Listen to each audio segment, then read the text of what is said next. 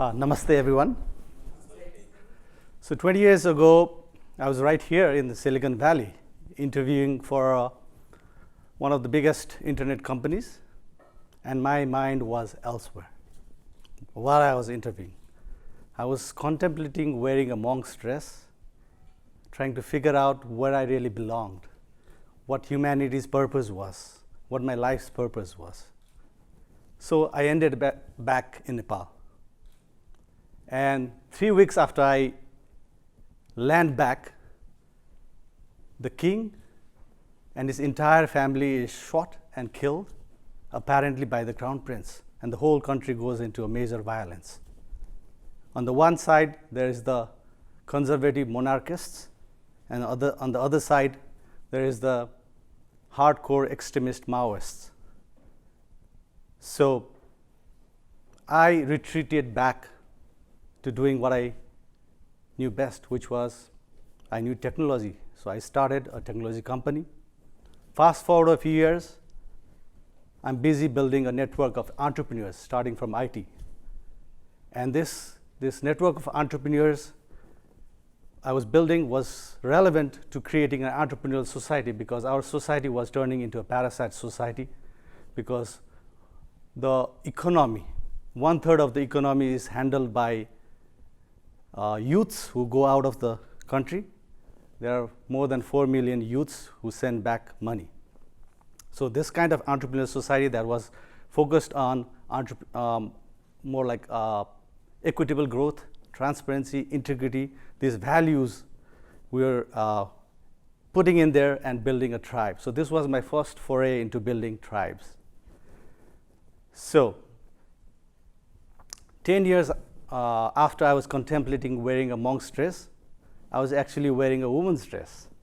I was protesting in front of the Prime Minister's residence with a bunch of activists, where for 108 days we were fighting to bring better, just laws against violence on women.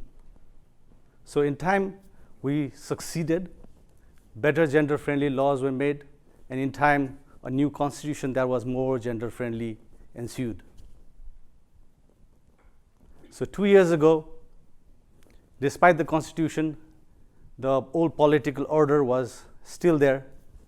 The old political ideologies, the parties with political ideology were still in power. So what we did was, wearing the same hat, I was helping elect a 21-year young woman get elected to a mayor of the capital city of Nepal.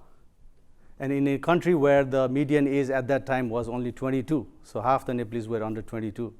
So we built a very stirring campaign. Unfortunately, because of the flawed electoral system, I believe we lost the elections, but we managed to win the hearts and minds of hundreds and thousands of our citizens. So now, today, what I do is I continue to help build a tribe of hackers, from youths to environmental activists to the spiritual people. We try to build a lot of tribes who are on 21st century relevant values. So I believe that a critical mass of 21st century relevant tribes are important if you want to fight a system that refuses to change itself, that has the old tribes in it. And this is very important for a country like Nepal, because Nepal is going through what I call an existential threat. And it's also a profound opportunity, mainly for 3 reasons. One, it's going to be in the center of the world. By center of the world, I mean it's going to be between China and India, which are going to be the 2 biggest economies of the world. Second, it's going to be in the center of the climate change. After the North Pole and the South Pole, the Himalayas are considered the 3rd pole. So it is a reservoir for almost 1 billion people. So what happens in Nepal really affects everywhere else.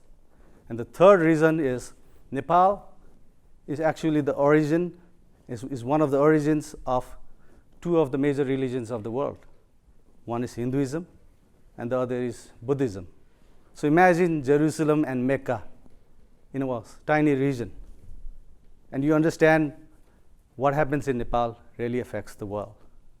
So for any democratic state like Nepal, in order to be a high quality democracy, you need to simultaneously build accountable leadership and responsible citizens at the same time. And for that state, I call it a guru state needs to be made. So for that to happen, I believe right kind of tribes need to be built so that there's right culture and right institutions that can be formed to safeguard democracy. So ladies and gentlemen, I dare us all to imagine, especially those of you here who are wearing different hats, to come and build these 21st century relevant tribes and bring together so that we can help humanity become relevant in a world that is fast getting tired of us. Thank you.